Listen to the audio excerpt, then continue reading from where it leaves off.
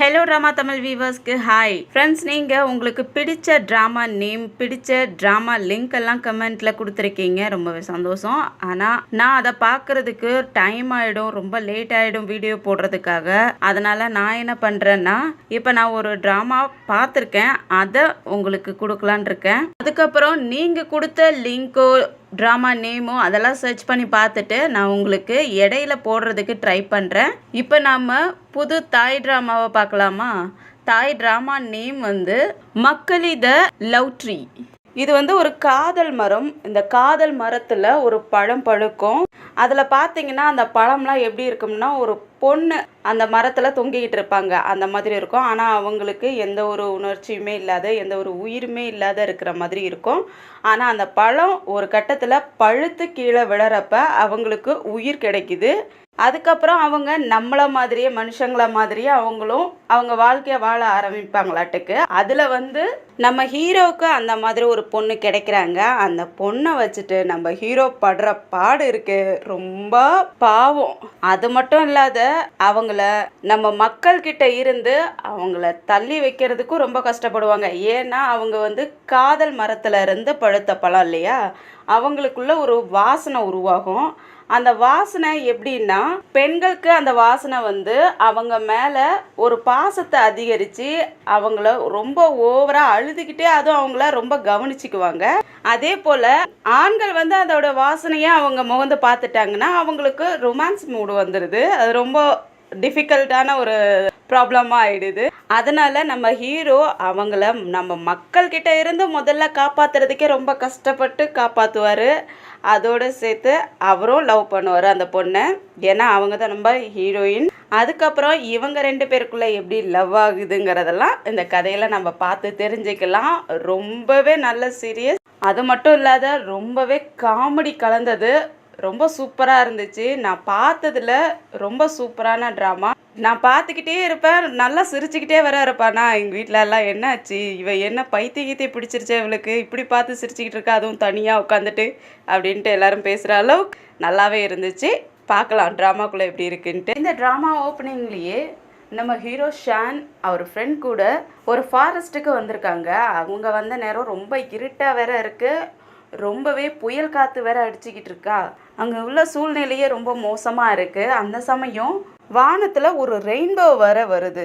அது அவங்க ரெண்டு பேருமே ஆச்சரியமாக பார்த்துக்கிட்டு இருக்காங்க. அந்த சமயம் ஷான் என்ன பண்ணுறாரு, அதை ஃபோட்டோ பிடிக்கலன்ட்டு கேமராவை எடுத்து பார்த்துக்கிட்டு இருப்பாரா. அந்த சமயம் ஒரு நீர்வீழ்ச்சியில் ஒரு போர்ட்டல், ஒரு ஹோல் மாதிரி உருவாகுதா.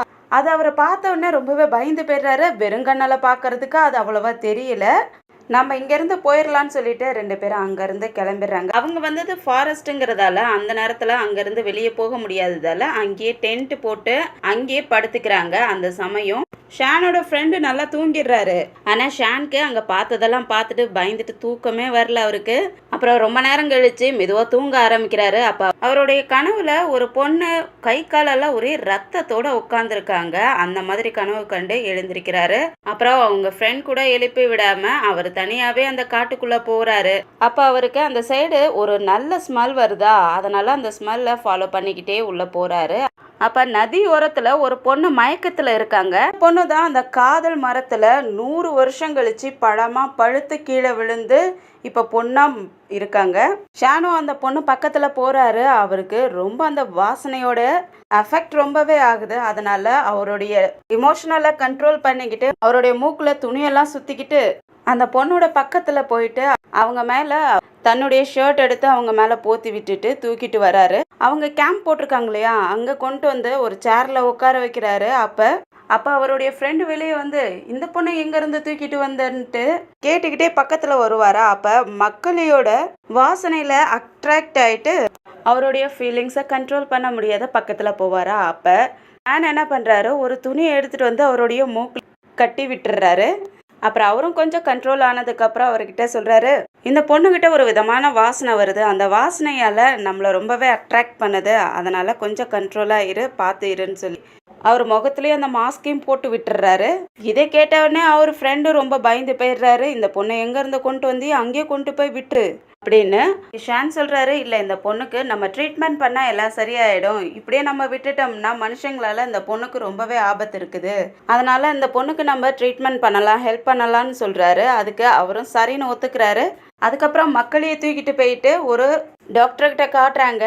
அவங்க அந்த இடத்துல இருக்கிற ஒரு சின்ன டாக்டர் தான். அவங்க சரி நான் இவங்களுக்காக ட்ரீட்மெண்ட் பண்ணுறேன்னு சொல்கிறாங்க. மக்களியோட வாசனையால் அந்த லேடி டாக்டரும் அஃபெக்ட் ஆகிட்டு அழுதுகிட்டே அவங்கள கேர் எடுத்து பார்த்துக்கிறாங்க. மக்களையே பார்த்து அந்த டாக்டருக்கும் கொஞ்சம் தெரிஞ்சிருக்கு. அதனால அவங்க அழுதுகிட்டே வெளியே வந்துட்டு ஷான் ஃப்ரெண்ட் கிட்ட என்னால் இவங்களுக்கு ட்ரீட்மெண்ட் பண்ண முடியாதுன்னு சொல்லிடுறாங்க. ஷான் ஃப்ரெண்டும் ரொம்பவே அவங்க கிட்ட ரெக்வஸ்ட் பண்ணி கேட்டதால அவங்களும் ஒத்துக்கிறாங்க. அப்புறம் டாக்டர் உள்ளே போயிட்டு மக்களுக்கு ட்ரீட்மெண்ட் எடுத்துக்கிட்டு இருக்காங்க. இவங்க 2 பேரும் வெளியே நின்று வெயிட் பண்ணிக்கிட்டு இருக்காங்க. டாக்டரும் ட்ரீட்மெண்ட் முடிச்சுட்டு நீங்கள் சாப்பாடு கொடுங்கன்ட்டு சாப்பாடு கொடுத்து விடுறாங்க. ஷானும் வாங்கிட்டு போகிறாரு. ஆனால் அவருக்கு ரொம்பவே பயமாக இருக்குது. உள்ளே போகிறாரு, உள்ளே பார்த்தா யாருமே இல்லை. ஆனால் மக்களையோட வாசனை மட்டும் வருதா, அதனால் அவர் ரொம்பவே அட்ராக்ட் ஆகிடுறாரு. அதுக்கப்புறம் கொஞ்ச நேரத்தில் அவருடைய மைண்டை கண்ட்ரோல் பண்ணிட்டு வெளியே வந்துடுறாரு. அப்புறம் அவருடைய மூக்குக்கிட்ட தைலத்தை எடுத்து பூசிக்கிட்டு அதுக்கப்புறம் உள்ளே போகிறாரு. அப்போ மக்களுக்கு சாப்பாடு கொடுக்கறதுக்காக பேசுகிறாரு. ஆனால் அவங்க என்ன பண்ணுறாங்க, சின்ன குழந்தை மாதிரி கத்திக்கிட்டு இருக்காங்க. அப்போ தான் பிறந்த குழந்தை மாதிரி அவங்க நடந்துக்கிட்டு இருக்காங்க. அவங்க கத்துற சத்தம் எப்படி இருக்குன்னா பறவைகள் சத்தம் மாதிரி இருக்குமா. அதனால ஷானா என்ன பண்ணுறாரு, அவருடைய கையை வச்சு அவங்க வாயை மூடி சத்தம் போடாத ஷூ ஷூன்ட்டு அவங்களுக்கு பேசுறதுக்கு சொல்லி தராரு. ஒரு ஊமை மாதிரி நடந்துக்கிறாங்க. ஓ ஊன்னு கத்திக்கிட்டு இருக்காங்க. அதனால ஷான் கொஞ்சம் அவங்கள அமைதிப்படுத்தி கொஞ்சம் காமாக கொண்டு வந்துட்டு சாப்பாடு ஊட்டி விட பார்க்குறாரு. ஆனால் அவங்க வேண்டான்ட்டு தள்ளி விட்டுறாங்களா. அதனால ஷான் என்ன பண்ணுறாரு, ஆன்னு கத்தி கட்டுறாரு. அதனால அவங்களும் ஆன்னு கத்துறாங்களா. அந்த சமயம் வாயில் சாப்பாடை போட்டு விட்டுட்டு தண்ணி ஊற்றி விட்டுறாரு. அதுக்கப்புறம் அந்த சாப்பாடு பிடிச்சி போய் அவங்கள சாப்பிட ஆரம்பிச்சிடுறாங்க. அதுக்கப்புறம் அந்த சாப்பாடை பவுலோட வாங்கி வாயில் கொட்டுறதுக்கு பார்க்குறாங்களா. ஷான் சும்மா இந்த மாதிரிலாம் பண்ணக்கூடாதுன்ட்டு லேசாக தட்டி விடுவார். அவங்களும் சும்மா லேசாக அவங்களும் தட்டி பார்க்குறாங்க. அதுக்கப்புறம் எப்படி சாப்பிடணுங்கிறதெல்லாம் சொல்லி கொடுத்துக்கிட்டு இருக்காரு. அதுக்கப்புறம் அந்த சாப்பாடு அவர் விரல்ல கொஞ்சம் பட்டுருமா, அந்த சாப்பாடையும் சாப்பிட்றதுக்காக ஆன்ட்டு போவாங்க. ஷான் இல்லை வேண்டாம் வேண்டான்னு தட்டி விடுறாரு. ஆனால் அவங்க விடுற மாதிரி இல்லை. 2 பேருமே சண்டை போட்டுட்டு அதுக்கப்புறம் ஒரு வழியாக அவங்க ஷான் அவங்கள தள்ளி விட்டுட்டு வெளியே வந்துடுறாரு. சரி, அந்த ட்ராமாவில் போய் பாருங்க, செம காமெடியாக இருக்குது. எனக்கு சிரிப்புனா தாங்க முடியல. நீங்களும் பார்த்தீங்கன்னா ரொம்பவே சிரிப்பீங்க. பார்த்து என்ஜாய் பண்ணுங்க. சரி, நம்ம கதைக்குள்ளே போகலாம். ஷான் வெளியே வந்தார் இல்லையா, நல்ல மழை பெஞ்சிக்கிட்டு இருக்கும். மக்களே பயந்து போய் வந்து ஷானை கட்டி பிடிச்சிக்கிறாங்க. அதுக்கப்புறம் அவங்க என்ன பண்ணுறாங்க, ஷானுக்கு கிஸ் பண்ணுற மாதிரி போவாங்களா. ஷான் பயந்து போயிடுறாரு. அப்படியே அவர் கையை வச்சு அவங்க வாயை மூடிட்டு இந்த மாதிரிலாம் லிமிட் கிராஸ் பண்ணி பண்ணக்கூடாதுன்னு சொல்லி சத்தம் போட்டு விட்டுறாரா. ஷான் இப்படி கோவப்பட்டதை பார்த்ததே மக்களே பயந்து போயிடுறாங்க.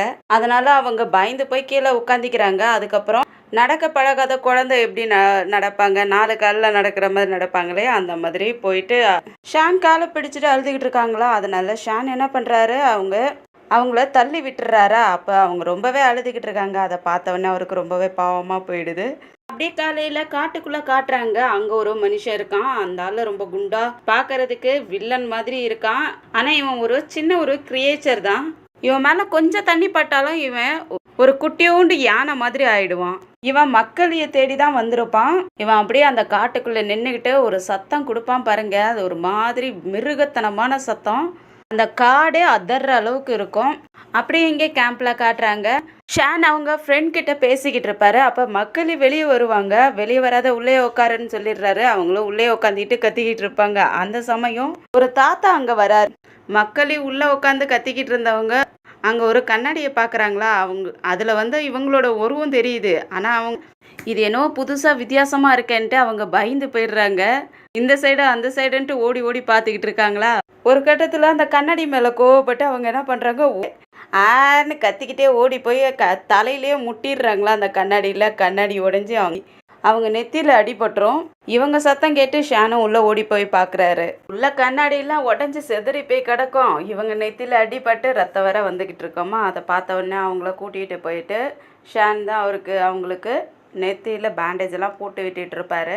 அப்போ அவருக்கு அவங்க கேர்ள் ஃப்ரெண்டு கிட்ட இருந்து கால் வருமா, அதை பார்த்த உடனே இவங்க அந்த ஃபோனை பிடுங்க போவாங்க. ஆனால் அவர் கொடுக்க மாட்டார். ஆனால் இவங்க என்ன பண்ணுறாங்க, வேகமாக பிடுங்கிக்கிட்டு அந்த ஃபோன் காலை அட்டன் பண்ணி விட்டுறாங்க. அது வீடியோ காலாக இருக்குமா, அதனால ஷானுக்கு பக்கத்தில் ஒரு பொண்ணான்ட்டு அவங்க கேர்ள் ஃப்ரெண்ட் ரொம்பவே கோவப்பட்டு கால் கட் பண்ணிடுறாங்க.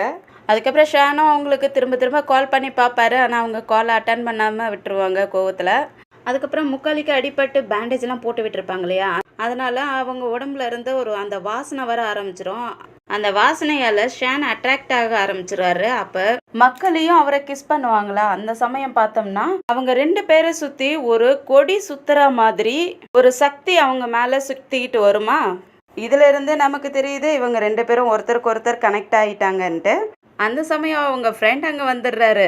ஷான்னு கத்துறாரு. அப்போதான் இவர் சுதாரிச்சு வெளியே வராரு. அப்படியே இந்த சைடு காட்டுக்குள்ளே காட்டுறாங்க. மக்களையை தேடி ஒருத்தன் வந்தான் இல்லையா, அவன் என்ன பண்ணுறான், மக்களையை தேடி அவங்களுடைய வாசனையை வச்சு தேடிக்கிட்டு வந்துகிட்டு இருப்பானா. அப்போ அந்த நதியோரத்துல இருந்து ஷான் அவங்கள தூக்கிட்டு போயிருப்பார் இல்லையா, அதை அவன் பவர் கண்ணை வச்சு தெரிஞ்சுக்கிறான். அப்படியே கேம்ப்ல காட்டுறாங்க. மக்களுக்கு ஷான் பேசுறதுக்கெல்லாம் சொல்லி கொடுத்து விளையாண்டுக்கிட்டு இருப்பாங்களா. அந்த சமயம் அந்த தாத்தா அங்க வராரு. அவர் இவங்கள பார்த்துட்டு அந்த டாக்டர்கிட்ட இந்த பொண்ணு யாருன்னு சொல்லி கேட்டு எல்லா விஷயத்தையும் தெரிஞ்சுக்கிறாரு. அந்த டாக்டரும் தாத்தா கிட்ட முக்களிக்கு எலும்பே கிடையாது, அது ஒரு பொம்மை மாதிரி அந்த பொண்ணு இருக்கிறா, ஒரு வித்தியாசமான பொண்ணா இருக்கான்னு சொல்லிடுறாங்க. அதை கேட்ட உடனே தாத்தாவுக்கு இந்த பொண்ணால் நமக்கு எல்லாருக்குமே பிரச்சனை வரப்போகுது அப்படின்னு சொல்லி யோசிச்சுக்கிட்டு இருக்காரு. இந்த சைடு காட்டுக்குள்ளே அந்த குண்டா என்ன பண்ணுறான், வந்துக்கிட்டு இருக்கக்குள்ள ஒரு ஃபாரஸ்ட் ஆஃபீஸர் அங்கே சுற்றிக்கிட்டு இருப்பாங்க இல்லையா, அவங்கள பார்த்த உடனே அவங்கள கொன்று போட்டுடுறான். இந்த சைடு மக்களையே ஹாஸ்பிட்டலுக்கு கூட்டிகிட்டு வந்து காட்டுறாங்க. அங்கே ஹாஸ்பிட்டலில் டாக்டர்கிட்ட மக்களி சின்ன குழந்தை மாதிரி அடம் பிடிச்சிக்கிட்டு இருப்பாங்க. அங்கே இருக்கிற ஒரு கோழி பொம்மையை ஒன்று வாங்கி வச்சுக்கிட்டு விளையாண்டுக்கிட்டு இருப்பாங்களா. அப்போ அவங்க உடம்புல இருந்து வாசனை வரும் இல்லையா, அந்த வாசனை வர ஆரம்பிச்சிருது. அந்த வாசனையை டாக்டர் முகந்த உடனே அவங்க எமோஷனல் ஆகி அவங்கள ஹக் பண்ணிக்கிட்டு அழ ஆரம்பிச்சிடுறாங்களா. அதுக்கப்புறம் மக்களுக்கு ட்ரீட்மெண்ட்லாம் முடிச்சு அவங்கள அனுப்பி வச்சிடுறாங்க. மக்களையும் ஷானும் வெளியே வந்ததுக்கப்புறம் அந்த குண்டை அங்கே வந்துடுறான் ஹாஸ்பிட்டலுக்கு.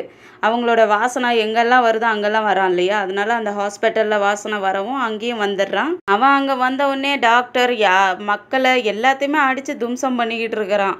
எல்லாருக்கிட்டையும் மக்கள் எங்கன்னு கேட்டு அடிச்சுக்கிட்டு இருக்கிறான். இந்த சைடு மக்களையே காரில் கூட்டிகிட்டு வர்றாரு ஷான். அப்போ ஷானோட கை தெரியாமல் அவங்க காலில் பட்டுறதா. அப்போ அவர் அவங்க காலை தொட்டு பார்க்குறாரு. அவங்க உடம்புல எலும்பே இல்லை. மக்களையும் தூங்கிக்கிட்டு இருக்காங்க. அதனால அவர் என்ன பண்ணுறாரு, அவங்க கையை பிடிச்சி அமுக்கி பார்க்குறாரு. அவங்க கையிலையும் எலும்பே இல்லாத இருக்குதா.